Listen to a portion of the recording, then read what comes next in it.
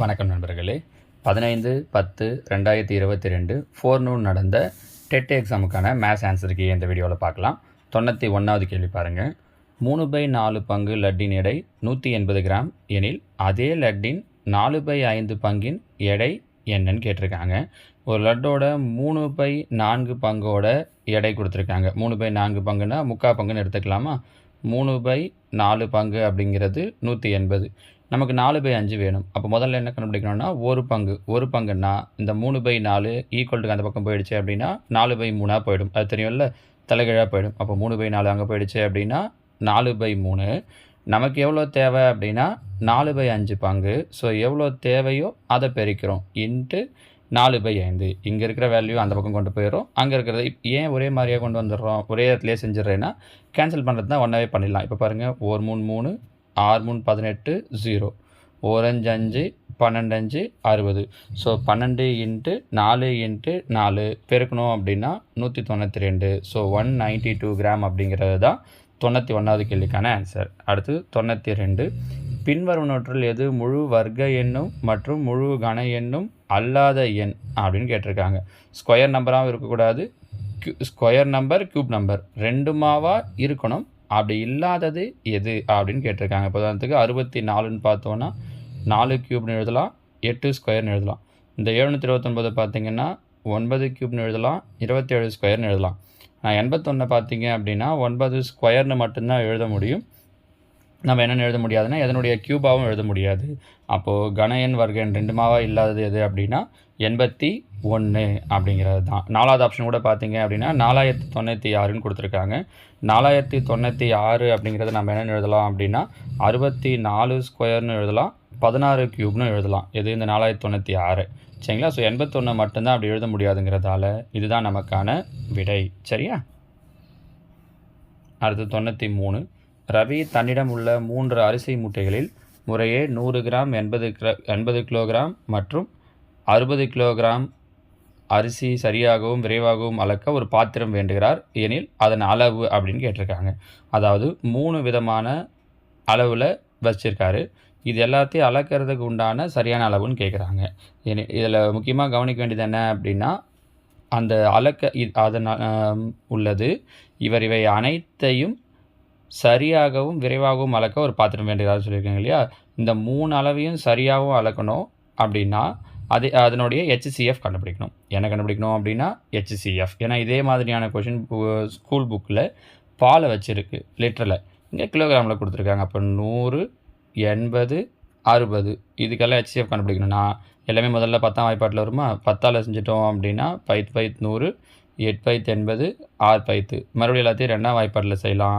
2 4 2 8 3 2 6 இதுக்கு மேலே எதுவும் முடியாது. அப்போ 10 2 பேருக்கணும்னா 2 20 கிலோகிராம் அப்படிங்கிறது தான் இந்த கேள்விக்கான சரியான விடை, சரிங்களாம்மா? ஸோ இந்த மாதிரியான ஒரு 2 3 அளவுகள் கொடுத்துட்டு அதெல்லாம் சரியாக அளக்க தேவையான மிகப்பெரிய அளவுன்னு கேட்பாங்க. நான் அந்த வார்த்தை தான் கொடுத்துருக்காங்கன்னு பார்த்தா அந்த வார்த்தையை கொடுக்கல. மிகப்பெரியன்னு கேட்குறாங்க அப்படின்னா இன்னும் ஈஸியாக நீங்கள் டக்குன்னு என்ன முடிவுக்கு வரலாம் அப்படின்னா HCF கண்டுபிடிக்கணும் அப்படிங்கிற முடிவுக்கு வரலாம். அடுத்தது 94. இனிப்பு வைக்கும் ஒரு பெட்டியானது 22 சென்டிமீட்டர் 18 சென்டிமீட்டர் 10 சென்டிமீட்டர் அளவில் உள்ளது. இதனை 1 மீட்டர் 88 சென்டிமீட்டர் 63 சென்டிமீட்டர் அளவுள்ள ஒரு அட்டை பெட்டியில் எத்தனை அடுக்கலாம் அப்படின்னு கேட்டிருக்காங்க. இப்போ இதில் பாருங்கள், அப்போது அந்த சின்ன பெட்டியுடைய அளவு தான் இந்த ஃபஸ்ட்டு சொல்லியிருக்கிறது. பெரிய பெட்டி, ஏன்னா இதில் தான் எவ்வளோ அடுக்க முடியும் அப்படின்னு கேட்டிருக்காங்க. அப்போ பெரிய பெட்டியினுடைய கன அளவு பை சின்ன பெட்டியினுடைய கன அளவு. பெட்டி அப்படின்னால இது என்ன ஷேப்பில் கொடுத்துருக்காங்கன்னா கனச்சவகம். கனச்சவகத்தினுடைய கன அளவுக்கு என்ன ஃபார்முலா அப்படின்னா LBH, சரியா? அப்போ அப்படியே 3த்தையும் பெருக்க வேண்டியதான். ஆனால் கவனிக்க வேண்டிய விஷயம் என்னென்னா இது 2 சென்டிமீட்டரில் இருக்குது, இது மீட்டரில் இருக்குது. அப்போ மீட்டரில் இருக்கிறது என்னவா மாற்றிக்கணும்? சென்டிமீட்டரா. 1 மீட்டர் அப்படிங்கிறது 100 சென்டிமீட்டர். 100 இன்ட்டு இங்கே பார்த்தீங்கன்னா 88 இன்ட்டு 63 பை இங்கே பாருங்கள் சின்ன பெட்டியுடைய அளவு 22 இன்ட்டு 18 இன்ட்டு 10. இதில் இதெல்லாம் கேன்சல் பண்ண முடியுமோ கேன்சல் பண்ணிட்டோம் அப்படின்னா முடிஞ்சிச்சு. ஃபஸ்ட்டு பாருங்கள் 0 0 கேன்சல் ஆகிடும். 11ஆம் வாய்ப்பாடு 11 8 11 மீண்டும் 1 2 4 2 8 மறுபடியும் 2ஆம் வாய்ப்பாட்டில் பண்ணிங்கன்னா 2 4 9 2 18 1 9 9 7 9 63. கேன்சல் பண்ணுறதுலாம் நம்ம விருப்பம் தான், எப்படி வேணாலும் பண்ணிக்கலாம். இப்போ மீதி இருக்கிற நம்பர் 7 2 இந்த 7 இருக்குது 2 இருக்குது 7 2 14 ஒரு 10 அப்போ பெருக்கினீங்க அப்படின்னா 140. அப்போ எத்தனை பெட்டிகளில் அடுக்கலாம் அப்படின்னா 140 பெட்டிகளில் அடுக்கலாம். ஆன்சர் எங்கே கொடுத்துருக்காங்கன்னு பாருங்கள். தோ ஆப்ஷன் சி தான் இந்த கேள்விக்கு உண்டான சரியான விடை. சரியா? அடுத்ததாக 95. சுரேஷ் 9 கிலோமீட்டர் தொலைவுள்ள சாலையின் ஒரு புறத்தில் 4 மீட்டர் 50 சென்டிமீட்டர் இடைவெளியில் மரக்கன்றுகள் நடுகிறார் எனில் எத்தனை மரக்கன்றுகள் நட்டிருப்பார்? அதாவது மொத்த சாலையுடைய தொலைவு பார்த்தீங்க அப்படின்னா 9 கிலோமீட்டர்னு சொல்லியிருக்காங்க. நான் கேப் விட்டு நடுறது 4 மீட்டர் 50 சென்டிமீட்டர். அப்போ மொத்தத்து ரெண்டுத்தையும் ஒரே அளவாக மாற்றணும். நம்ம சென்டிமீட்டராக மாற்றிக்கிறது பெட்டர். இல்லை மீட்டராக வச்சிங்க அப்படின்னா இங்கே 4.50ன்னு வைக்க வேண்டியது. சரியா? நம்ம சென்டிமீட்டராக மாற்றிடலாம். இப்போ 9 கிலோமீட்டர் கிலோமீட்டரை மீட்டராக மாற்றணும் அப்படின்னா 1000ஆல், அதனால் 3 0. மீட்டரை சென்டிமீட்டராக மாற்றணுன்னா 100ஆல், அதனால் 2 0 பை 450 சென்டிமீட்டர். கரெக்டாக? ஏன்னா 4 மீட்டர் 50 சென்டிமீட்டர்ன்றதால. இப்போ கேன்சல் பண்ணுங்கள். 0 0 கேன்சல் ஆகிடும். அப்படியே 45ஆலே கேன்சல் பண்ணுங்களேன். ஒரு 45 90ல் 2 45. இது போக 1 2 3 0. அப்போது எத்தனை மரக்கன்றுகள் நடலாம் அப்படின்னா 2000 மரக்கன்றுகள் நடலாம். சொல்லப்போனால் இதில் இன்னொரு விஷயம் இருக்குது. எக்ஸாக்டான ஆன்சர் 2000 கிடையாது, 2001ங்கிறது தான் சரியான ஆன்சர். ஆனால் அவங்க அந்த ஆன்சரில் கொடுக்கல அந்த 2001ன்ற ஆப்ஷனை. ஏன் அப்படின்னா இப்போ உதாரணத்துக்கு 5 சென்டிமீட்டரில் 5 மீட்டர் இடைவெளியில் மரக்கன்று நடுறோம் அப்படின்னு வச்சுக்கோங்களேன். மொத்தமே 10 மீட்டர் இருக்குது. எவ்வளோ மீட்டரில்? 5 மீட்டரில் நடுறோம். மொத்தம் 10 மீட்டர் இருக்குது. எத்தனை மரக்கன்று நட முடியும்னு கேட்டால் என்ன சொல்லுவீங்க? 2ன்னு சொல்லுவோம். ஆனால் யோசிச்சு பாருங்கள், நான் முதல்ல இந்த இடத்துல ஒரு மரக்கன்று நடணும் ஆரம்பித்தா தானே அங்கேருந்து எத்தனை மீட்டர்லன்னு சொல்ல முடியும். இதுக்கப்புறம் 5 மீட்டரில் ஒரு மரக்கன்று, இதுக்கப்புறம் 5 மீட்டரில் ஒரு மரக்கன்று. 5 5 10 மீட்டர் ஆச்சா? மொத்தம் எத்தனை மரக்கன்று நட்டுருக்கோன்னு பாருங்கள். 1 2 3. ஸோ எவ்வளோவா இருந்தாலும் அந்த முதல்ல ஆரம்பிக்கிறதுன்னு ஒன்று இருக்கிறதால ஒரு மரக்கன்று எக்ஸ்ட்ராவாக தான் வரும். ஆனால் அவங்க ஆப்ஷன் அந்த மாதிரி எதுவும் கொடுக்கல அப்படிங்கிறதால நம்ம 2000ன்றதே ஃபிக்ஸ் பண்ணிக்கிறோம். சரிங்களா? அடுத்ததாக பாருங்கள். Find the perimeter of the figure given below. இந்த வடிவத்தினுடைய சுற்றளவு என்ன அப்படின்னு கொஸ்டின் கேட்டிருக்காங்க. இதில் வெறும் செவ்வகம் சதுரம் மாதிரியான வடிவங்கள் கொடுத்துருந்தாங்கன்னா பிரச்சனை இல்லை. அதை தாண்டி ஒரு கால்வட்ட வடிவத்துலேயும் 2 பக்கமும் கொடுத்துருக்காங்க. கால்வட்டத்துக்கான ஃபார்முலாவே நம்மளால் நேரடியாக பயன்படுத்த முடியாது. ஏன்னா கால்வட்டத்துக்கான ஃபார்முலா யூஸ் பண்ணுறோன்னா இந்த இடம் ஃபுல்லாக சேர்ந்து தான் நமக்கு சுற்றளவு கிடைக்கும். நமக்கு தேவையானது பார்த்திங்க அப்படின்னா இந்த வரக்கூடிய இதுவும் இந்த அளவும் தான் தேவை.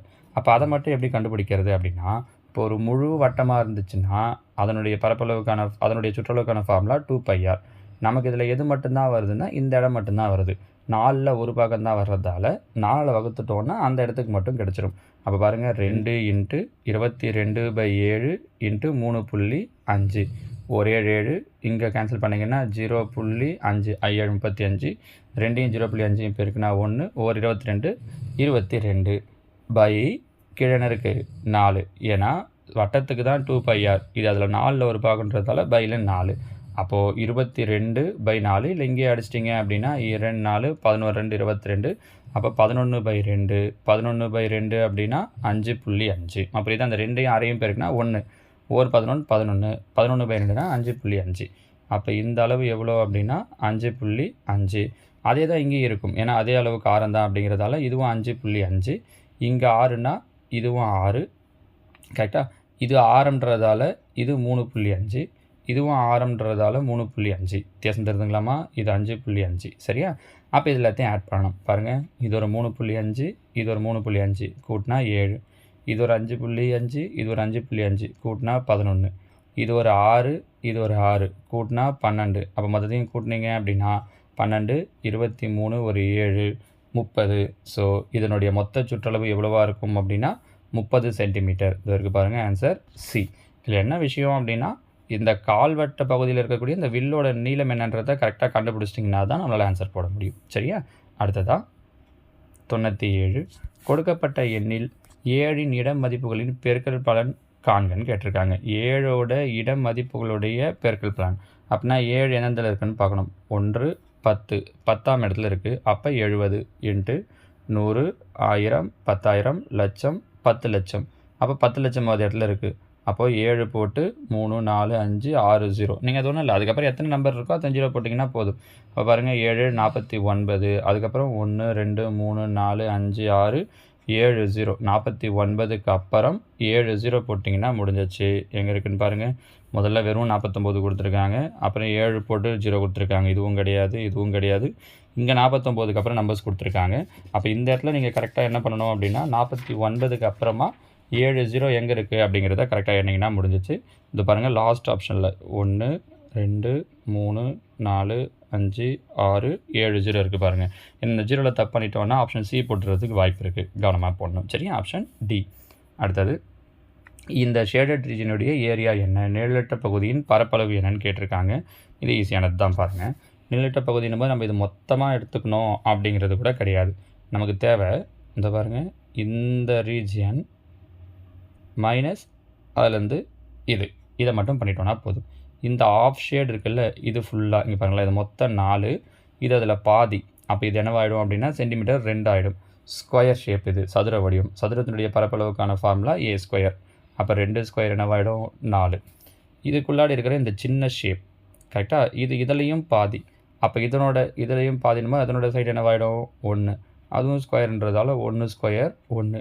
நமக்கு இந்த ரீஜன் தேவை கிடையாது, மீதி இருக்கத்தான் தேவை. அப்போ 4லேருந்து 1 மைனஸ் பண்ணிட்டோம் அப்படின்னா 3. அவ்வளோதான் பாருங்கள், ஒன்றுமே இல்லை. ஸோ இதுக்கான ஆன்சர் 3 சென்டிமீட்டர் ஸ்கொயர். நம்ம ஏதோ பெருசாக இருக்குது, கொஞ்சோண்டு ஷேட் பண்ணியிருக்காங்க அப்படி இப்படின்லாம் யோசிச்சுட்டு இருப்போம். ஆனால் ஈஸியான கொஷின் தான். அடுத்தது 99. கீழ்கண்ட எண்களுள் எந்த எண் முழு வர்க்க எண் அல்ல? ஏற்கனவே நம்ம வர்க்கம் க்யூபை பற்றி பார்த்தோம் இல்லைங்களா, ஸ்கொயரு க்யூபுன்ட்டு. இங்கேயும் அதே மாதிரி ஸ்கொயர் நம்பரை வச்சே கொஷின் கேட்டிருக்காங்க. எது ஸ்கொயர் நம்பர் கிடையாதுன்ட்டு. 361 அப்படிங்கிறது 19 ஸ்கொயர், 2025 45 ஸ்கொயர், 900ங்கிறது 30 ஸ்கொயர். அப்போ எது மட்டும்தான் ஸ்கொயர் கிடையாதுன்னா இந்த 1731ங்கிறது தான் ஸ்கொயர் நம்பர் கிடையாது. இதை இன்னொரு விதத்துலேயும் முடிவு பண்ணலாம். இந்த 3 ஸ்கொயர் தெரிஞ்சது அப்படின்னா அதை வச்சு முடிவு பண்ணுறதே பெட்டர். அடுத்ததாக பாருங்கள், 3 angle AOB angle BOC equal to angle AOC equal to 90 degree எனில் angle AOB equal to angle BOC எனில் ஆங்கிள் AOB. இங்கே பாருங்களேன், AOBயும் BOCயும் ஈக்குவல்னு சொல்லிட்டாங்க. இந்த கொடுத்துருக்காங்க பாருங்கள், AOB BOC ரெண்டுத்தையும் ஆட் பண்ணால் 90 டிகிரி. ரெண்டு ஈக்குவல்னா அப்போ இது ரெண்டுமே என்னவாயிடும், இதுவும் 45 இதுவும் 45. கரெக்டாக அவங்க கேட்டிருக்கிறது அவ்வளோதான் தான் கேட்டிருக்காங்களே. ஆங்கிள் AOB என்னன்றது தான் கொஷின். ஆன்சரே முடிஞ்சிச்சு பாருங்கள். அவங்க பெருசாலாம் ஒன்றும் கேட்கல. இது ரெண்டுத்தையும் ஆட் பண்ணால் 90 வருது. இது ரெண்டு ஈக்குவல்னு சொல்லிட்டாங்க. அப்போ ரெண்டு ஈக்குவலாக இருக்குன்னா ஒன்று எவ்வளோவா இருக்கும், 45 இருக்கும். முடிஞ்சு போச்சு. So answer 45 degree. அடுத்தது 101. ஓவை மையமாக கொண்ட வட்டத்தில் சம நீளமுள்ள ஆங்கிள் PQ மற்றும் RS. மேலும் angle POQ equal to 80 degree எனில் ஆங்கிள் ROS. ஒரு வட்டம்மா, அந்த வட்டத்தில் PQRS, இது PQRS. POQ சென்டர் பாயிண்ட் தான் O. POQ இந்த ஆங்கிள் எவ்வளோ சொல்கிறாங்கன்னா 80 டிகிரின்னு சொல்லிட்டாங்க. இது அவங்க கொடுத்துட்டாங்க 80 டிகிரி. நம்மள என்ன கேட்டிருக்காங்கன்னா ROS. இந்த ஆங்கிள் ஒன்றும் இல்லை, மையத்தில் இது ரெண்டும் ஒன்றுத்துக்கு ஒன்று ஆப்போசிட்டாக இருக்குது இல்லையா. இந்த நான்களும் சமம் அப்படிங்கிறதால இந்த ஆங்கிளும் எப்படி இருக்கும் அப்படின்னா ஈக்குவலாக இருக்கும். சிமிலாரிட்டி ப்ராப்பர்ட்டி அப்படின்வாங்க. அதை யூஸ் பண்ணோன்னா இதுவும் என்னவாக தான் இருக்கும்னா சமம், அதாவது 80 டிகிரியாக தான் இருக்கும். So answer 80 degree. வேறு எதுவுமே பெருசாக கஷ்டப்படுற அளவுக்குலாம் ஒன்றுமே இல்லை. ஒரு சில தியரம் இது ஆக்சுவலாக நம்ம இந்த மாதிரி ஐடியா மட்டும் தெரிஞ்சுக்கிட்டோன்னா போதும். அடுத்தது, ஒரு எண் அமைப்பின் பொது உறுப்பு AN equal to n² - 1/n+3 எனில் முதல் 4 உறுப்புகளின் கூடுதல் காண்க. இது ஆக்சுவலாக 10th புக்கை பேஸ் பண்ண சம். 4 உறுப்புகளுடைய கூடுதல் கேட்டிருக்காங்க. முதல்ல நம்ம என்ன பண்ணோம்னா 4 உறுப்பு கண்டுபிடிக்கணும். அதாவது 4 உறுப்புன்றது எண்ணுக்கு பதில் 1 2 3 4ன்னு அப்ளை பண்ணி வர ஆன்சர் எல்லாத்தையும் கூட்டணும். இப்போ எண்ணுக்கு பதில் பாருங்கள் 1ன்னு போடுறோம். 1² - 1 என்னவாயிடும் 0 ஆகிடும். ப்ளஸ் அடுத்தது எண்ணுக்கு பதில் 2 2² 4 4 - 1 3 பை 2 3 5 ப்ளஸ் எண்ணுக்கு 3 3² 9 9 - 1 8 3ன்னு போட்டோன்னா 3 3 6 ப்ளஸ் எண்ணுக்கு பதில் 4 4² 16 - 1 15 கீழே 4 3 7. இங்கே வேணால் கேன்சல் பண்ண முடிஞ்சால் பண்ணிக்கோங்க. 4 2 8 3 2 6. இப்போ கீழே இருக்கிற அந்த 5 3 7 இது எல்லாத்துக்கும் எல்சிஎம் எடுத்தோன்னு நமக்கு என்ன கிடைக்கும் அப்படின்னா 105. எல்சிஎம் எடுத்து மேலே இப்போ கீழே இங்கே 5 இருக்குது. ஸோ 7 21 மேலே 21 பெருக்கணும் அப்படின்னா 63ன்னு கிடைக்கும். 3 × 21 ப்ளஸ் இங்கே கீழே 3 இருக்குது. அப்போ 7 35 மேலே 35 பெருக்கணும் அப்படின்னா 140 ப்ளஸ் இங்கே கீழே 7 இருக்குது. 3 15 அப்போ மேலே 15 பெருக்கணும் அப்படின்னா 225. இது மூணுத்தையும் கூட்டணும் அப்படின்னா நமக்கு என்ன கிடைக்குது அப்படின்னா 428/105. கரெக்டாக 428/105. கேன்சல் பண்ண இப்போ 428 எத்தனை 105 இருக்குது? 4 105 இருக்குது. கரெக்டாக? இப்போ 4 125 420 மீதி பார்த்தீங்க அப்படின்னா 8. அப்போ 4 8/105 அப்படிங்கிறது தான் நம்மளோட ஆன்சர். எங்கே இருக்குது? 4 8/105. கொஞ்சம் பெரிய கேள்வி தான், ட்ரை பண்ணிங்கன்னா போடலாம், ஒன்றும் பெரிய இது கிடையாது. அந்த ஐடியா என்னன்னு தெரிஞ்சு அந்த சாதாரண எல்சிஎம் எடுத்து ஆட் பண்ணுறது தான் ஃப்ராக்ஷன்ஸு, அது தெரிஞ்சிச்சுன்னா ஈஸியாக போட்டுடலாம். பாருங்கள். அடுத்ததாக, ஒரு கலையரங்கத்தின் முதல் வரிசையில் 40 இருக்கைகளும் மொத்தம் 50 வரிசைகளும் உள்ளன. அடுத்தடுத்த ஒவ்வொரு வரிசையிலும் அதற்கு முந்தைய வரிசையை விட 2 இருக்கைகள் கூடுதலாக உள்ளன எனில் கலையரங்கத்தில் உள்ள மொத்த இருக்கைகளின் எண்ணிக்கை. இதுக்கு பாருங்கள், ஒரு ஃபார்முலா தெரியணும். அது தெரிஞ்சால் தான் நமக்கு இதை போடுறதுக்கு ஈஸியாக இருக்கும். ஃபார்முலா என்ன அப்படின்னா, இதுவும் 10th புக்கில் வரக்கூடிய ஃபார்முலா தான். முதல் வரிசையில் 40 இருக்கை அப்படின்னா ஏவோட வேல்யூ 40. மொத்தம் 50 வரிசைகள் அப்படின்னா என்னுடைய வேல்யூ 50. முந்தைய வரிசையை விட 2 இருக்கைகள் கூடுதலாக இருக்குது அப்படின்னா அப்போ டிஃபரன்ஸ் வந்து 2. அவங்க கேட்டிருக்கிறது மொத்த இருக்கைகளின் எண்ணிக்கை என்ன அப்படின்னு கேட்டிருக்காங்க. இப்போ மொத்த இருக்கைகளின் எண்ணிக்கை அப்படின்னா formula SN = n/2 × 2a + n-1 × d. இந்த ஃபார்முலா யூஸ் பண்ணி தான் நம்மளால் சொல்ல முடியும். ஏன்னா என்னுடைய வேல்யூ அதிகமாக இருக்குது. ஒரு 10 ரூபா 5 ரூபான்னு சொல்லியிருந்தாங்கன்னா மொத்தமாக எழுதி கூட ஆட் பண்ணிக்கலாம். 50 ரூபாவெல்லாம் எழுதி ஆட் பண்ணுறதுன்றது கொஞ்சம் கஷ்டன்றதால நம்ம இப்படி போட்டோம்னா ஈஸியாக இருக்கும். ஃபார்முலாவில் பாருங்கள், இப்போ என்னங்கிறது 50, 50/2 டைரெக்டாக போட்டுருவா. 50/2ன்னா 25. 2a, ஏவோட வேல்யூ 40. அப்போ 2a 40 × 2 80. ஏன்னா மொத்தத்தையும் எடுத்து அப்ளை பண்ணணும்னு கிடையாது. இப்போ சைடில் போட்டு டக்குன்னு போட்டோன்னா ஒரே ஸ்டெப்பாக முடிஞ்சிடும். பாருங்கள், n-1, n 50, 50ல் 1 போயிடுச்சுன்னா 49. d உடைய வேல்யூ 2. அப்போ 49 2ஐயும் பெருக்கணுன்னா 98. அப்போ 80யும் 98யும் கூட்டுறோம் அப்படின்னா 178. ஸோ உள்ளே இருக்கிற வேல்யூ 178. ஓகே, அவ்வளோ தூரம் ஸ்டெப்பு போடாமல் நான் உங்களுக்கு சைட்லேயே போட்டு காட்டேன். பாருங்கள், 25 178 பெருக்கணும் அப்படின்னா 4450. அப்போது மொத்தமாக அந்த கலையரங்கத்தில் எவ்வளோ இருக்கைகள் இருக்கும் அப்படின்னா 4450 இருக்கைகள் இருக்கும். ஆனால் இங்கே கீழே ஆப்ஷனில் பார்த்தீங்கன்னா அந்த ஆப்ஷன் எங்கேயுமே இல்லை. பாருங்கள், 4450 அப்படிங்கிற ஆன்சரே கிடையாது. அதுதான் அவங்களை ஆன்சருக்கு கொடுக்கும்போது என்ன பண்ணிட்டாங்க அப்படின்னா ஸ்டார் போட்டு கொடுத்துட்டாங்க. ஸ்டார் போட்டுனா எந்த ஆன்சர் போட்டிருந்தாலும் சரி, முதல்ல ஒரு ஆன்சர் கொடுத்தாங்க, அப்புறம் ரிவைஸருக்கு விடும்போது ஸ்டார் போட்டு கொடுத்துட்டாங்க, எந்த ஆன்சர் இருந்தாலும் கரெக்ட்னு. ஸோ இந்த கொஸ்டினுக்கான ஆன்சர் 4450. சரியா? அடுத்து 104 பாருங்கம்மா. இதை ஒரு வட்ட விளக்க படத்தில் குறிப்பிடு. 4 ஏக்கர் நிலத்தில் நெல்லை பயிரிட ஆகும் மொத்த செலவு ரூபாய் 80,000. மேலும் மொத்த ஆள் கூலி செலவு ரூபாய் 50,000 எனில் வட்ட விளக்க படத்தில் மொத்த ஆள் கூலியால் அடைபடும் கோண அளவு காண்க அப்படின்னு கேட்டிருக்காங்க. அதாவது ஒரு 4 ஏக்கர் நிலத்தில் ஒட்டு மொத்தமாக பயிர்றதுக்கு எவ்வளோ செலவாகுதுன்னு சொல்லியிருக்காங்க அப்படின்னா 80,000 ரூபாய் செலவாகுதுன்னு சொல்லியிருக்காங்க. அதில் ஆள் கூலி மட்டும் எவ்வளோ சொல்கிறாங்க அப்படின்னா 50,000 ரூபாய். அப்படின்னா அவங்க கேட்குறது இதோட டிகிரி என்னன்னு கேட்குறாங்க. பொதுவாக டிகிரியுடைய மையக்கோண அளவு 360 டிகிரி. இப்படி ஒரு வட்ட விளக்கப்படம் இருக்குது அப்படின்னா இந்த ஒட்டு மொத்தமான செலவு 80,000. அதனால் அதை கீழே போட்டுக்கிறோம். இதில் ஒரு குறிப்பிட்ட ஆள் கூலிக்கு மட்டும் செலவு 50,000. அதனால் மேலே போட்டுக்கிறோம். ஏன் இங்கே 360 டிகிரி போடுறோம் அப்படின்னா அவங்க கேட்குறது அந்த ஆள் கூலியால் அடைபடக்கூடிய மையக்கோண அளவு என்ன, ஹவு மச் ஆங்கிள் வேல்யூன்னு கேட்குறாங்க. சரிங்களா? சென்ட்ரல் ஆங்கிள்னுவாங்க. அந்த மையக்கோண அளவு பொதுவாக ஒரு வட்டத்துடைய கோண அளவுனா 360 டிகிரின்றதால 360 டிகிரின்னு போடுறோம். இதுவே அதோட பர்சன்டேஜ் எவ்வளோ, சதவீதம் எவ்வளோன்னு கேட்டிருந்தாங்கன்னா இன்ட்டு போட்டு 100 போட்டிருப்போம். ஸோ சதவீதம் கேட்குறாங்கன்னா இன்ட்டு 100, மையக்கோண அளவு கேட்குறாங்கன்னா இன்ட்டு 360 டிகிரி. இப்போ பாருங்கள், 1 2 3 4 0, இங்கே 1 2 3 4 0 கேன்சல் ஆகிடும். 1 8 8, இங்கே அடிச்சிங்கன்னா 4 8 32, மீதி 4 I 8 40. அப்போ 5 பெருக்கல் 45, 5 45 பெருக்கணும் அப்படின்னா 225 டிகிரி. அப்போ அதனுடைய மையக்கோண அளவு என்ன வரும் அப்படின்னா 225, 225 டிகிரின்னு வரும். சரியா? அடுத்ததாக 105. பிரிவு இடைவெளிகளில் மேல் எல்லையும் கீழ் எல்லையும் அந்த பிரிவு இடைவெளியில் உள்ளடங்கி இருந்தால் அது டேஷ் எனப்படும். மேல் எல்லையும் கீழ் எல்லையும் ரெண்டுமே உள்ளடங்கி இருந்துச்சு அப்படின்னா அதோடைய பேர் உள்ளடக்கிய தொடர் அப்படின்னு சொல்லுவோம். அதாவது இப்போ என்ன பண்ணுவோம் அப்படின்னா 0 to 10, 10 to 20, 22 to 30 இப்படின்னு எடுத்துக்கிறோம். அப்படின்னா இந்த ரேஞ்சுக்குள்ளாடி 0 வரலாம், 10 வரலாம், 10 வரலாம், 20 வரலாம். அப்படின்ற மாதிரி இந்த மேல் எல்லை கீழ் எல்லை ரெண்டுமே லோயர் லிமிட் அப்பர் லிமிட்னு சொல்லுவாங்க. உள்ளடங்கி இருக்குது அப்படின்னா அந்த தொடரோட பேர் உள்ளடக்கிய தொடர். இன்னும் இதில் நிறைய தொடர் இருக்குது. நான் உங்களுக்கு அந்த டாபிக் வைஸாக உங்களுக்கு அடுத்தடுத்து வீடியோ போடும்போது அதை பற்றி எல்லாமே விளக்கமாக சொல்கிறேன். சரியா? அடுத்ததாக 106. ரவி என்பவர் 145 மீட்டர் பக்கமுடைய சதுர வடிவ நிலமும் 35 × 25 மீட்டர் அளவுடைய செவ்வக வடிவ நிலமும் பெற்றுள்ளார். அதில் சதுர வடிவ நிலத்தில் 5/3 பங்கு நிலத்தில் ஒரு வீடு, செவ்வக வடிவ நிலத்தில் 25/2 பங்கு நிலத்தில் ஒரு கூடாரமும் அமைக்கிறார் எனில் ரவி கட்டிய மொத்த நிலத்தின் பரப்பு என்ன அப்படின்னு கேட்டிருக்காங்க. இப்போ இதில் பாருங்கள், சதுர வடிவத்தில் ஒரு நிலம் வாங்குறாரு, செவ்வக வடிவத்தில் ஒரு நிலம் வாங்குறாரு. சரியா? சதுர வடிவ நிலத்தினுடைய பக்க அளவு எவ்வளோ சொல்லியிருக்காங்க அப்படின்னா 145 மீட்டர். அதில் 5/3 பங்கு நிலத்தில் ஒரு வீடு கட்டுறாராம். இப்போ சதுரத்தினுடைய பரப்பளவுக்கு என்ன ஃபார்முலா? சதுரத்தின் பரப்பளவுக்கு A². அப்போ A² அப்படின்னா இங்கே பக்க அளவு 145, அதனால் 145 × 145 கரெக்டாக. ஏன்னா சதுரத்தின் பரப்பளவுக்கு A². இங்கே பக்க ஏவுடைய வேல்யூ தான் 145 இன்ட்டு அதில் எவ்வளோ வீடு கட்டுறாரு அப்படின்னா 5/3 பங்கு. 5/3 பங்குனா 3/5, 5/3 இப்படி படிக்கணும். சரியா?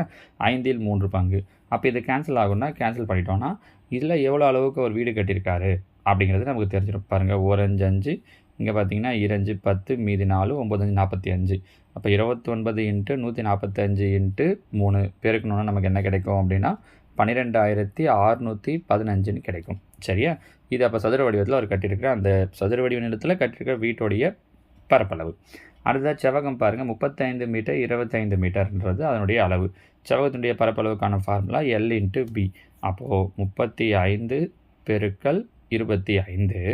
இதில் அவர் என்ன பண்ணுறாராம் அப்படின்னா 25/2 பங்கு நிலத்தில் வீடு கட்டியிருக்காராம். அப்போ 25/2 அப்படின்னா 2/25 அப்படிங்கிறது அர்த்தம். ஏன் இங்கேயே போட்டுட்டேன்னா நம்ம கேன்சல் பண்ணுறதுக்கு ஈஸியாக இருக்கும். இது ரெண்டுத்தையும் பெருகிட்டு அதில் 2/25 பங்கு கூட கண்டுபிடிக்கலாம். நம்ம இப்படியே போட்டோன்னா இங்கே பாருங்கள், 25 25 கேன்சல் ஆகிடும். மீதி 35 ரெண்டையும் அப்படியே பெருகிட்டோம் அப்படின்னா அப்போது 70. ஸோ இது அந்த சதுர வடிவ நிலத்தில் கட்டியிருக்கக்கூடிய வீடு, இது செவ்வக வடிவத்தில் கட்டியிருக்கக்கூடிய அந்த கூடாரத்தம். இது ரெண்டுத்துக்கு சேர்த்து தான் அவங்க எவ்வளோ அப்படின்னு சொல்லி கேட்குறாங்க. அப்போ ரெண்டுத்தையும் ஆட் பண்ணிங்கன்னா 12,685 சதுர மீட்டர் அளவில் அவர் அந்த இடத்துல வீடு கட்டியிருக்காரு அப்படிங்கிறது தான். ஆனால் விஷயம் என்ன அப்படின்னா ஆப்ஷனில் எந்த ஆப்ஷனுமே அவங்க அதை கொடுக்கல. ஆன்சர் கீ கொடுக்கும்போது அதுக்கு ஸ்டார் கொடுத்துட்டாங்க தான். நீங்கள் இருந்தாலும் மெத்தட் படி ஆன்சர் தெரிஞ்சு வச்சுக்கோங்க. 12,685 சரியா சதுர மீட்டர். அடுத்ததாக 107. கடிகாரம் 2 மணி காட்டும்போது என்ன வகையான கோணம் காட்டுகிறது? பாருங்களேன், 2 மணி காட்டும்போது அக்யூட் ஆங்கிள், அதாவது தமிழில் குறுங்கோணம் அப்படின்னு சொல்லி சொல்லுவாங்க. 3 மணி வரும்போது தான் பார்த்தீங்க அப்படின்னா செங்கோணமாக வரும். 3 தாண்டும் போது அது விரிகோணம் ஆகிடும். 6 வரைக்கும் வரும்போது ஸ்ட்ரைட்டாக இருக்கும் அப்படின்னா 180 டிகிரி நேர்கோணம் ஆகிடும். 6 தாண்டும் போது இதை பின்வலை கோணம் அப்படின்னு சொல்லி சொல்லுவாங்க. சரிங்களா? ஸோ இந்த பக்கத்தில் கூட அப்போ கேட்கலாம் என்ன கோணம் வரும்ன்ட்டு. இப்போ 2 மணிக்கு அப்போ பார்த்தோம் அப்படின்னா என்ன கோணம்னா அக்யூட் ஆங்கிள், குறுங்கோணம் அப்படிங்கிறது தான் விடை. சரிங்களா? அடுத்ததாக இதிலே பூஜ்ஜிய கோணம் ஒன்று இருக்குது பாருங்கள். பூஜ்ஜிய கோணம் அப்படிங்கிறது எத்தனை மணிக்கு இருக்குன்னு சொல்லுங்கள் பார்க்கலாம். இதோ சொல்லியிருக்காங்களே பூஜ்ஜிய கோணம் 0. எஸ், பூஜ்ஜிய கோணம் அப்படிங்கிறது 12 மணிக்கு ஒன்றுத்தோட ஒன்று மேற்பொருள் இருக்கும். அது பூஜ்ஜிய கோணம். 6 மணினா மேலே ஒரு கோடு, கீழே அதாவது மேலே சின்ன முள் கீழே பெரிய முள் அப்படின்னு இருக்கும் இல்லையா? மேலே பெரிய முள் கீழே சின்ன முள் எப்படியும் ஆகமத்தில் இப்படி நேராக இருக்கும் இல்லையா? அதை என்னன்னு சொல்லுவோம்னா நேர்கோணம் சொல்லுவோம். நம்ம கோணங்களை பற்றி சொல்லும்போது விளக்கமாக சொல்லலாம். சரியா? அடுத்ததான் சீசர் மறை குறியீடு +5 அட்டவணை தொகுப்பை பயன்படுத்தி LTI என்பதில் மறைந்துள்ள ரகசிய வார்த்தை. இப்போ இதில் பாருங்கள், சீசர் மறை குறியீடு +5 அட்டவணை அப்படின்னா என்னன்னு தெரியணும். இது தெரிஞ்சதுன்னா நம்ம இதுக்கான ஆன்சர் சொல்லிடலாம். சீசர் மறை குறியீடு அப்படிங்கிறது ஒன்றும் இல்லை. இப்போ நம்ம ABC இருக்குது பார்த்தீங்களா, நார்மலாக ABCD அப்படின்ட்டு இதில் +5 அட்டவணை அப்படின்னு சொல்லியிருக்காங்க. இப்போ இந்த ABCDEFGHக்கெலாம் பார்த்தீங்க அப்படின்னா நம்ம என்ன பண்ணுவோம் அப்படின்னா 5 நம்பர் தள்ளி, இப்போ உதாரணத்துக்கு இப்போது A வருது அப்படின்னா ஏவோட வேல்யூ ஏன்னு எடுக்கக்கூடாது. இப்போ ஏவுக்கு அடுத்த 5வது எழுத்து என்ன வரும்? BCDEFன்னு வரும் இல்லையா? அப்போ ஏவுக்கு பதில் என்னென்னு எடுக்கணும் அப்படின்னா எஃப்னு எடுக்கணும். பிக்கு பதில் அப்போ இந்த மாதிரி GEF அப்புறம் G அந்த மாதிரி. சரிங்களா? அது அப்படி எடுக்கிறது தான் என்னன்னு சொல்லுவாங்க அப்படின்னா சீசர் மறை குறியீடு அப்படின்னு சொல்லி சொல்லுவாங்க. அப்போ சிக்கு என்ன வரும்னு பாருங்கள், GHன்னு வரும். டிக்கு ஐன்னு வரும். இக்கு ஜேன்னு வரும். எஃப்க்கு கேன்னு வரும். ஜிக்கு எல்லுன்னு வரும். புரியுதா? FGHIJKL அந்த மாதிரி. அப்போ இங்கே இருக்கிற ஹெச்சுக்கு எல்லுக்கு அப்புறம் எம்முன்னு வரும். இந்த மாதிரி இப்படி வந்துட்டே வரும்போது அப்போ எல்லுன்றதுக்கு பாருங்களேன், எல்லுங்கிற எழுத்து எதுக்கு வந்திருக்கு, ஜிங்கிற எழுத்துக்கு வந்திருக்கு. அவங்க ஆன்சரை கொடுத்துட்டாங்க எல்டிஐன்ட்டு.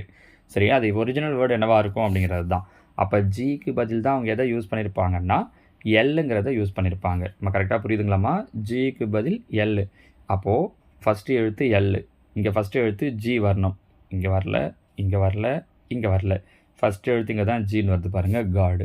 அப்போ அதே மாதிரி டீங்கிறது எங்கே வரும் அப்படின்னு போட்டே வந்தீங்க அப்படின்னா ஓ வர இடத்துல ஓக்கு பதில் என்ன யூஸ் பண்ணியிருப்போம்னா டீன்னு யூஸ் பண்ணியிருப்போம். இந்த ஐயை கூட பாருங்கள், எதுக்கு பதில் ஐ யூஸ் பண்ணியிருக்கோம், டிக்கு பதில் ஐன்னு யூஸ் பண்ணியிருப்போம். அப்போ காடுங்கிற வேர்டு தான் அவங்க என்னென்னு ரெஃபர் பண்ணுறாங்கன்னா எல்டிஐன்னு ரெஃபர் பண்ணுறாங்க. இதுதான் சீசர் மறை குறியீடு. +5னா 5 நம்பர் முன்னாடி, +4னா 4 நம்பர் முன்னாடி, அந்த மாதிரி. ஓகேவா? 109 பாருங்கள். ஒரு ஜோடி எலிகள் முதல் மாத முடிவில் 2 மடங்காக அதிகரிக்கின்றன. அவை 2ஆம் மாத முடிவில் மீண்டும் 2 மடங்காக அதிகரிக்கின்றன. இந்நிலையில் முதல் ஆண்டு முடிவில் இருக்கும் மொத்த எலிகளின் எண்ணிக்கைன்னு கேட்குறாங்க. இப்போ ஒரு சோடி எலிகள்னு கொடுத்துருக்காங்க. ஒரு எலி கொடுக்கலாமா, ஒரு சோடி எலிகள் அப்படின்னா ஆரம்பத்தில் எத்தனை எலி இருக்குன்னா 2 எலி இருக்குது. முதல் மாத முடிவில் 2 மடங்காக அதிகரிக்கின்றன. ஃபஸ்ட்டு மாதம் முடியும் போது அது என்னவாகுதுன்னா 4 எலியாக மாறுது. ஏன் நான் நம்பராக எடுத்துக்கிறேன், ஜோடியாக எடுக்காமன்னா, கடைசியாக கேள்வி கேட்கும்போது முதல் ஆண்டு முடிவில் இருக்கும் மொத்த எலிகள்னு கேட்டிருக்காங்க. முதல் ஆண்டு முடிவில் இருக்கும் மொத்த எலிகள் தான் கேட்டிருக்காங்க, மொத்த ஜோடி எலிகள்னு கேட்கல. அதனால் நம்பராக எடுத்துக்கலாம். இதை 2 விதத்தில் போடலாம். ஒன்று ஃபார்முலா யூஸ் பண்ணுறது, இது பெருக்குத்தொடர் வரிசையில் வரும், டபுள் ஆகுதுன்றதால. அப்போ AR⁻n-1 இந்த ஃபார்முலாவை யூஸ் பண்ணணும். இல்லை ஃபார்முலாலாம் ஞாபகம் வரல அப்படின்னா இன்னும் ஷார்ட்டாக சொல்கிறேன் பாருங்கள். முதல் மாதம் முடியும் போது 4 ஆகும், 2வது மாதம் முடியும் போது 8 ஆகும், அப்படியே டபுள். அப்புறம் 16, அடுத்தது 32, அடுத்தது 64, 128, அடுத்தது டபுள் 256, அடுத்தது 512, அடுத்ததாக 1024, அடுத்ததாக 2048. இது வரைக்கும் எத்தனை மாதம் ஆயிருக்குன்னு பாருங்கள். சார் இங்கேருந்து நீங்கள் 1 2ன்னு எண்ணக்கூடாது. ஏன், முதல்ல 2 எலி இருக்குது, அவங்க முதல் மாதம் டபுள் ஆகுதுன்னு சொல்லியிருக்காங்கன்னா இதுதான் முதல் மாதம், 4ங்கிறது தான் முதல் மாதம், இங்கேருந்து தான் வரணும். நீங்கள் 2லேருந்து 1 2ன்னு என்னைக்குன்னா தப்பாயிடும் பாருங்கள். சரியா? இப்போ இது first month, second, third, 4th, 5th, 6th, 7th, 8th, 9th, 10th, 10th, 10 மாதம் முடிஞ்சிருக்கு. அப்போ இதுக்கப்புறம் திரும்பவும் 4096, இது 11ஆம் மாதம். ஏன்னா நீங்கள் இங்கே வந்து 1 2ன்னு கணக்கு பண்ணிட்டீங்கன்னா இதை 12ன்னு கணக்கு பண்ணி ஆன்சரை போட்டுருவீங்க. இது கிடையாது. சரிங்களா? அப்போ இது டபுள் ஆகுது அப்படின்னா 8192ன்றது தான் சரியான விடை, ஆப்ஷன் டி. ஓகேவா? கவனம் வச்சுக்க வேண்டியது இந்த 2 நமக்கு இங்கே கணக்கு வராது. ஏன்னா முதல்ல 2 எலி இருக்குது. ஃபஸ்ட்டு மாதம் முடியும் போது அது 4 ஆகுது. அவங்க கேட்குறது முதல் ஆண்டு முடிவில். முதல் ஆண்டு முடிவுனா மொத்தம் 12 மாதம். 12 மாதம் முடியும் போது தான். அப்போ 12 மாதம் முடியும் போது எத்தனை எலி இருக்கும்னா 8192 எலி இருக்கும். சரிங்களா? So answer D. அடுத்து பாருங்கள் 110. 1.33ன் தசம வடிவம். 1.33 டாட்னு போயிட்டே இருக்குது. அதெல்லாம் முக்கியம். ஏன்னா கீழே ஆப்ஷனில் அவங்க அதுக்கேற்ற மாதிரி கொடுத்துருக்காங்க. இப்போ இங்கே பாருங்கள் 1/3ங்கிறது ஃபஸ்ட் ஆன்சர். பாருங்கள் 1 3 3, இது மிக்சடு ஃப்ராக்ஷனாக இருக்குது. இம்ப்ராப்பராக மாற்றணுன்னா 1 3 3, 3 1 4, 4/3 கேன்சல் பண்ணிங்கன்னா 1 3 3, மீதி 1 3 9 3 9 3 9 என்னவாகும், போய்கிட்டே இருக்கும். ஸோ ஆன்சர் 1 1/3ன்றது தான். பக்கத்தில் இந்த டாட் இருக்கிறது தான் முக்கியம். ஏன்னா ஆப்ஷன் பாருங்கள், 1 2/3ன்றது வராது. 13/10ன்னா வெறும் 1.3 இங்கேயே முடிஞ்சிடும். அவங்க கொடுத்துருக்கிறது டாட்டு, இங்கே அது வராது. 133/100னாலும் 1.33ன்னு இந்த ஸ்டேஜோடு முடிஞ்சிடும். கரெக்டாக? இதுவும் போகாது. இந்த 1 1/3 தான் டாட் வச்சு போய்கிட்டே இருக்கும். அதனால் அந்த கடைசியாக கொடுத்துருக்க டாட், ஒருவேளை அவங்க ஆன்சர் இதை கொடுக்கல, இந்த டாட் கொடுக்கலன்னா நமக்கு லாஸ்ட் ஆன்சர் வந்திருக்கும். கொஞ்சம் கவனமாக போடணும். சரிங்களா? அடுத்ததாக 111. 42 சென்டிமீட்டர் விட்டமுள்ள ஓர் உலோக குண்டு உருக்கப்பட்டு 3 சென்டிமீட்டர் ஆரமுள்ள சிறு உலோக குண்டுகளாக செய்யப்பட்டால் எத்தனை குண்டுகள் கிடைக்கும்? இப்போ இதில் பாருங்கள், உலோக குண்டோட விட்டம் எவ்வளோ கொடுத்துருக்காங்க அப்படின்னா 42 சென்டிமீட்டர் அப்படின்னு கொடுத்துருக்காங்க. அதை உருக்கி 3 சென்டிமீட்டர் ஆரம் இருக்க தான் மாற்றுறாங்க. ஃபஸ்ட்டு 2மே ஆரமாக இருக்கணும். விட்டம் 42 அப்படின்னா ஆரம் என்னவாயிடும்னா 21 சென்டிமீட்டர். அதை 3 சென்டிமீட்டர் சின்ன சின்னதாக மாற்றுறாங்க. கோள வடிவம் அப்படின்றதால கோளத்துடைய கனளவுக்கான ஃபார்முலா 4/3 πr3. மேலே பெரிய வடிவத்தினுடைய கன அளவு, கீழே சின்ன வடிவத்தினுடைய கன அளவு. ரெண்டுமே 4/3 பைங்கிறது கான்ஸ்டன்ட் வேல்யூன்றதால கேன்சல் ஆகிடும். மேலே பெரிய வடிவத்தினுடைய r3, கீழே சின்ன வடிவத்தினுடைய r3. பெரிய வடிவத்துடைய ஆரம் எவ்வளோ, விட்டம் 42, ஆரம் 21, r3 அப்படிங்கிறதால 21 21 21 சின்ன வடிவத்துக்கு 3ன்றதால 3 3 3 ஒரு 3 3 7 3 21 ஒரு 3 7 3 ஒரு 3 7 3 மூணுத்தையும் பெருக்கணும் அப்படின்னா 343 அப்படிங்கிறது தான் இதோட சரியான விடை. சரிங்களா? 112 டெசிமல் ஃபார்ம் ஆஃப் 11/35 11/35 உடைய தசம வடிவம் என்ன அப்படின்னு கேட்குறாங்க. 11/35 எல்லாமே ஒரே மாதிரியான ஆன்சர் தான் கொடுத்துருக்காங்க. ரிப்பீட் ஆகுமா இல்லையான்றதுக்கு தான் அந்த பார் போட்டிருக்காங்க. பையில் 35னா I7 35 கண்டிப்பாக பையில் 7 இருக்கிறதால ரிப்பீட் ஆகும். ஆனால் இங்கே மேலே அவங்க பார் கொடுக்கல, அதனால் இது ஆன்சர் கிடையாது. மீதி இருக்கிறதுல எதுன்னு தான் நம்ம சூஸ் பண்ணணும். இப்போ இங்கே பாருங்கள், இது நீங்கள் 35ஆம் வாய்ப்பாட்டிலே வகுக்கணும் அப்படின்னா ரொம்ப பெருசாக இருக்கும். முதல்ல நம்ம 5ஆம் வாய்ப்பாட்டில் வகுத்துடலாம். 1 5 7 5 35. இங்கே பார்த்தீங்கன்னா 2 10 மீதி 1 2 10 அப்போ 22 2.2/7 2.27 அடித்தோம் அப்படின்னா 2 இங்கே பாருங்கள் 1 7 7 0.7 21 மீதி 1 அப்போ 10 ஆகிடும். கரெக்டாக? 1 7 மீதி 3 30 4 28 மீதி 2 20 7 14 மீதி 6 0 8 56 மீதி 4 40 I7 35 மீதி 5 50 7 49 மீதி 1 10 1 7 மீதி 3 30 4 28 அப்போ பாருங்கள், இந்த 1 4 2லேருந்து அப்படியே ரிப்பீட் ஆகுது. அப்போ இந்த 1 4 2 5 7லேருந்து என்னவாகும் அப்படின்னா வந்த டிஜிட் திரும்பவும் ரிப்பீட் ஆகும். ஆனால் எது ரிப்பீட் ஆகாது அப்படின்னா இந்த 3 ரிப்பீட் ஆகாது. கரெக்டாக? இங்கே பாருங்கள், ஆப்ஷன் ஏழு அதுதான் கொடுத்துருக்காங்க. 0.3 1 4 2 8 5 7 3க்கு மட்டும் பார் கொடுக்கல பாருங்கள். ஸோ இதுதான் ஆன்சர். ஏன்னா ஆப்ஷன் டியில் அவங்க என்ன பண்ணியிருப்பாங்க அப்படின்னா இந்த 3க்கும் சேர்த்து பார் கொடுத்துருப்பாங்க. புரியுதுங்களா? இதில் 3க்கு பார் கொடுக்கல. ஸோ அதனால தான் டி வராது. எது வரும் அப்படின்னா ஆப்ஷன் ஏ 3 1 4 2 8 5 7 இந்த 1 4 8 2 8 5 7க்கு மட்டும் பார் வரக்கூடிய நம்பர். எது ரிப்பீட் ஆகுதோ அதுக்கு மட்டும்தான் பார் வரும். சரியா? 113 729 கன சென்டிமீட்டர் கன அளவுடைய ஒரு கனசதுரத்தின் பக்க அளவுகள் x+1 சென்டிமீட்டர் எனில் எக்ஸின் மதிப்பு. அப்படிங்க பாருங்கள், என்ன வடிவம் சொல்லியிருக்காங்கன்னா கனசதுரம்.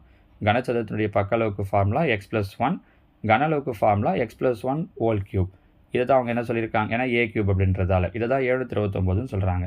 ரெண்டு பக்கமும் கியூத் ரூட் எடுத்துட்டோம் அப்படின்னா இது x+1, 729ங்கிறது 9ஓட கியூப். +1 இங்கே வந்துருச்சுன்னா -1, 9ல் 1 போயிடுச்சுன்னா 8. ஸோ அதனுடைய எக்ஸுடைய வேல்யூ என்னவாக இருக்கும் அப்படின்னா 8 சென்டிமீட்டர். சரியா? 114 சிம்ப்ளை பண்ண சொல்லியிருக்காங்க. 21 + 12 இது அப்படியே இருக்கட்டும். இன்ட்டு இது பாருங்கள் a³ - b³ கரெக்டாமா? a³ - b³ அப்படின்னா ஃபார்முலா என்ன அப்படின்னா a - b into a² + ab + b². அப்போ அதுபடி a - b 21 - 12 into a² 21 square பண்ணோம் அப்படின்னா 441 plus ab 21 12 பெருக்கிறோம். 21 12 பெருக்கணுன்னா 252 plus b² 12 square பண்ணோன்னா 144 பை கீழே பாருங்கள் 21 square - 12 square a + b 21 + 12 into a - b 21 - 12. அப்போ இது ரெண்டும் கேன்சல் ஆகிடுமா? 21 + 12 21 - 12. அப்போ மீதி இருக்கிறது 441 252 144 ஆட் பண்ணால் என்ன கிடைக்குது அப்படின்னா 837. ஆனால் இதுக்கும் பார்த்தீங்க அப்படின்னா கீழே ஆப்ஷனில் அவங்க 837ன்ற ஆன்சரே கொடுக்கலன்றதால இதுக்கும் எந்த ஆன்சர் எழுதினாலும் ரைட் போட்டாங்க. சரிங்களா? இருந்தாலும் நீங்கள் மெத்தடை தெரிஞ்சு வச்சுக்கோங்க. அடுத்தது, ஒரு நாற்கரமானது சரிவகமாக அமைய தேவையான நிபந்தனை. ஆக்சுவலாக நிபந்தனை என்னென்னா இரு பக்கங்கள் இணையாக இருக்கணும் மற்றும் இரு பக்கங்கள் இணையற்றவையாக இருக்கணும். ஏன்னா சரிவகம் அப்படின்னா என்னன்னு தெரியணும். இந்த பாருங்கள், இந்த மாதிரியான ஷேப்பு இது ரெண்டும் பேரலாக இருக்கும், இது ரெண்டும் அன்பேரலாக இருக்கும். பேரலாக இருக்கணுன்ற அவசியம் கிடையாது. ஒருவேளை இது ரெண்டும் ஈக்குவலாக இருக்குது, பேரலாக கிடையாது, இந்த அன்பேரலல் லைன்ஸ் ரெண்டும் ஈக்குவலாக இருக்குன்னா அது இரு சமபக்க சரிவகம்னு சொல்லுவோம். ஏற்கனவே ஒரு வீடியோவில் பார்த்துருக்கோம். இங்கே ஆப்ஷனில் பார்த்தீங்கன்னா இரு பக்கங்கள் இணைன்னு மட்டும்தான் இதில் கொடுத்துருக்காங்க. ரெண்டு பக்கம் இணை அப்படின்னா சதுரத்துக்கு வரும், செவ்வகத்துக்கு வரும், அதை வச்சு மட்டும் நம்ம சொல்ல முடியாது. அதனால தான் இது கிடையாது ஆன்சர். கரெக்டாக? ஏ கிடையாது. சி ஏன் கிடையாதுன்னா எதிரெதிர் பக்கங்கள் இணைனா ஆமாம் சதுரத்துலேயும் வரும், செவ்வகத்துலேயும் வரும், இதிலெல்லாம் வருன்றதால எதிரெதிர் பக்கங்கள் இணையை வச்சு சொல்ல முடியாது. அனைத்து பக்கங்கள் சமம்னா சதுரத்துலேயும் சரிவக இதில் சாய் சதுரத்துலேயும் மட்டும்தான் அனைத்து பக்கங்கள் சமமாக இருக்கும். அதெல்லாம் இதை வச்சும் சொல்ல முடியாது. இதுவும் கிடையாதுன்றதால தான் 2 பக்கம் இணையாக இருக்கணும், 2 பக்கம் இணையற்றதாக இருக்கணும், நான் பேரலாக இருக்கணுன்றதால அதுதான் என்னன்னு சொல்லுவோம்னா சரிவகம்னு சொல்லுவோம். சரியா? அடுத்து 116. ஒரு முக்கோணத்தின் ஒரு கோணம் 75 டிகிரி, மற்ற இரு கோணங்களின் வித்தியாசம் 35 டிகிரி எனில் அவ்விரு கோணங்கள். இப்போ பாருங்கள், ஒரு கோணம் 75ன்னு சொல்லிட்டாங்க. அப்போது முக்கோணத்தில் 3 கோணங்களுடைய கூடுதல் 180. 180ல் 75 போயிடுச்சுன்னா 105. கரெக்டாக? அப்போது மீதி 2 கோணத்தையும் கூட்டினா எனக்கு என்ன கிடைக்கணும்னா 105 கிடைக்கணும். அதோட வித்தியாசம் 35 இருக்கணும். இப்போ இங்கே பாருங்கள், 60 25யும் கூட்டினோன்னா 105 கிடைக்காது. 70 20யும் கூட்டினோன்னா 105 கிடைக்காது. 70 35யும் கூட்டினோன்னா 105 கிடைக்கும். 80 135யும் கூட்டினா 105 கிடைக்காது. அப்போ ஆன்சர் சி. முடிஞ்சிச்சு. வித்தியாசத்தை மட்டும் வச்சு பார்த்தாலும் நீங்கள் இதுலேருந்து ஆன்சரை சூஸ் பண்ண முடியும். ஆனால் 2 3 ஆன்சர் அப்படி வரும். திரும்ப நம்ம எந்த இடத்துக்கு வந்தாகணும்னா இந்த இடத்துக்கு தான் வந்தாகணும். பாருங்கள், அதுதான் டைரெக்டாக சொல்லிட்டோம். சரியா? அடுத்ததான் 117. ஒரு சதுரத்தின் மூலை விட்டத்திற்கும் பக்கத்திற்கும் உள்ள விகிதம். பாருங்கள், ஒரு அப்போ என்ன தெரியும்னா மூலை விட்டத்துக்கான ஃபார்முலா தெரிஞ்சால் முடிஞ்சிச்சு. ஒரு சதுரத்துடைய மூலை விட்டம் கண்டுபிடிக்கணும்னா ஃபார்முலா √2a. பக்கம் மூலை விட்டம் √2a. பக்கம்னா a. விகிதம் ரேஷியோ அப்படிங்கிறதால ஈஸ்ட்டு. ஏ கேன்சல் ஆகிடும். மீதி இங்கே √2 ஈஸ்ட்டு இங்கே கேன்சல் ஆகிடுச்சுன்னா 1. ஸோ ஆன்சர் √2:1 எங்கே இருக்குது? இது இருக்குது பாருங்கள், ஆப்ஷன் சி. சரியா? அடுத்ததாக, ஒரு நபரின் வருமானம் 10% அதிகரிக்கப்பட்டு பின்னர் 10% குறைக்கப்படுகிறது எனில் அவருடைய வருமானத்தில் ஏற்படும் மாற்றம். இதை நம்ம ஏற்கனவே ஒரு வீடியோவில் பார்த்துருக்கோம் பாருங்கம்மா. ஒரே அளவுக்கு அதிகரித்து ஒரே அளவுக்கு குறையுதுன்னா கண்டிப்பாக வருமானம் என்னவாக செய்யும் அப்படின்னா குறைய செய்யும். எத்தனை சதவீதம் குறையும் அப்படின்னா அதுக்கு சின்ன விஷயம் சொல்லியிருப்போம். x²/100ன்னு ஒரு ஃபார்முலா சொல்லியிருப்போம். எக்ஸ் அப்படிங்கிறது ஒன்றும் இல்லை, அவங்க சொல்லியிருக்கக்கூடிய இந்த பர்சன்டேஜ் 10%. 10 ஸ்கொயர் பண்ணோன்னா 100 பை கீழே ஃபார்முலா படி ஒரு 100. 0 0 கேன்சல் ஆகிடுச்சுன்னா மீதி இருக்கிறது 1. அப்போ ஆன்சர் 1% அப்படிங்கிறது தான். சரிங்களா? முன்னாடியே ஒரு கொஸ்டின் பேப்பர்லையும் கேட்டிருக்காங்க இது. அடுத்ததாக 119. ஒரு நபர் ஒரு பொருளை ரூபாய் 5700க்கு விற்கும்போது 5% நஷ்டமடைகிறார். அவர் 5% லாபம் பெற வேண்டுமெனில் பொருளை எவ்வளவு விலைக்கு விற்பனை செய்ய வேண்டும்? இதை கவனிச்சுக்கோங்க. 5% நஷ்டம் அடைகிறார். பொதுவாக நம்ம ப்ராஃபிட் இல்லை, சாதாரணமாகவே நம்ம வாங்குகிற பொருளுடைய விலை என்னென்னு வச்சுப்போம்னா 100%. 5% நஷ்டம்ன்றதால 100ல் 5% போச்சுன்னா 95. அப்போ 95%ங்கிறது தான் எவ்வளோ அப்படின்னா 5700. அவங்க என்ன கேட்குறாங்கன்னா 5% ப்ராஃபிட் வேணுமா? அப்போ 100 கூட 5 ஆட் பண்ணோன்னா 105%ங்கிறது எவ்வளோன்னு கேட்குறாங்க. இது ஆக்சுவலாக எந்த மாடலில் வந்துடும் அப்படின்னா நேர்மாறல் டைப்பில் வந்துடும். இந்த மாதிரி கொஷின் கேட்குறாங்க, ஒரு பர்சன்டேஜ் கம்மியாக சொல்லி அதிகமாக கேட்குறாங்கனால என்ன பண்ணோன்னா கொடுத்துருக்குற இந்த ரெண்டுத்தையும் தலைகீழாக எழுதணும். 105/95 இன்ட்டு இந்த 5700. நான் சொல்ல வரது புரியுதுங்களாமா? ஃபஸ்ட்டு இந்த லைன் எழுதிட்டிங்கன்னா முடிஞ்சிச்சு, ஈஸி. இதை புரிஞ்சுக்கிட்டே எழுதிட்டிங்கன்னா இப்போ இது ரெண்டுத்தையும் கேன்சல் பண்ணலாம் பாருங்கள். 5ஆம் வாய்ப்பாடு 2 5 10 1 5 5 19 5. இங்கே 1 19 3 19 57. 2 0 இருக்கிறதால 2 0. அப்போ 21 300 பெருக்கணும் அப்படின்னா 1 3 3 2 6 6300ங்கிறது தான் நமக்கான சரியான விடை. சரிங்களா? Option B. ஓகேங்களாம்மா? 6300. அடுத்தது 120. இரு கூம்புகளுடைய கன அளவுகளின் விகிதம் 2:3. இரண்டாம் கூம்பின் உயரம் முதல் கூம்பின் உயரத்தைப் போல 2 மடங்கு எனில் அவற்றின் ஆரங்களின் விகிதம். 2 கூம்போட கன அளவுடைய விகிதம் கொடுத்துருக்காங்க. கூம்போட கன அளவுக்கான ஃபார்முலா 1/3 πr²h. இது ஒரு கூம்பு. அதே மாதிரி இன்னொரு கூம்பு 1/3 πr²h. இது ரெண்டுத்துக்கு ரேஷியோ தான் என்னன்னு சொல்லியிருக்காங்க அப்படின்னா 2:3. அது இப்போ பாருங்கள், 1/3 π 1/3 π ஏன்னா நம்பர்ன்றதெல்லாம் கேன்சல் ஆகிடும். ஹெச் கூட என்ன சொல்கிறாங்களாம், இரண்டாம் கூம்பின் உயரம் முதல் கூம்பின் உயரத்தை போல் 2 மடங்கு. இப்போது முதல் கூம்புக்கு நான் ஒரு பேச்சுக்கு இதோட ஹெச் வந்து நான் 1ன்னு வச்சுக்கிறேன். அப்போ இதோட ஹெச் என்னவாகும்? 2ன்னு ஆகிடும். இது 1 மடங்குன்னா அது 2 மடங்கு இதோ சொல்லியிருக்காங்க பாருங்கள். இரண்டாம் கூம்பின் உயரம் முதல் கூம்பின் உயரத்தை போல் 2 மடங்கு. அப்போ இப்போ ஹெச்சும் கேன்சல் ஆகிட்டு இங்கே 1 இங்கே 2. அப்போ பாருங்கள், இங்கே ஒரு r² பை இங்கே என்ன இருக்கும் அப்படின்னா 2r² இருக்கும். Equal to 2/3. ஏன்னா ரேஷியோ நம்ம ஈஸ்டாக மாற்றிக்கிறோம். இந்த டிவைடில் இருக்கிற 2 இங்கே வந்துடுச்சுன்னா மல்டிப்ளை. அப்போ 2 × 2 இங்கே என்னவா ஆகிடும்னா 4/3. இது எதனுடைய வேல்யூனா ரெண்டுமே r². ஸ்கொயர் அந்த பக்கம் போகுதுன்னா ரூட்டாக போகும். அப்போ 4க்கு ரூட் எடுத்தோன்னா 2, 3க்கு ரூட் எடுக்க முடியாது, √3. ஸோ 2:√3ங்கிறது தான் இந்த கேள்விக்கு உண்டான சரியான விடை. சரிங்களா? 2:√3. சரிங்களா? அவ்வளோதாம்மா. இதோட பார்த்தீங்க அப்படின்னா இந்த 15/10/2022 ஃபோர்நூன் கேட்ட டெட் எக்ஸாமுடைய கொஷின்ஸ் எல்லாம் முடியுது. அடுத்ததாக இதே டேட்டில் ஆஃப்டர்நூனில் கேட்டிருக்காங்க. அந்த கொஷின் பேப்பரையும் நான் அடுத்த வீடியோவில் உங்களுக்கு போடுறேன். சரியா? Okay, thank you.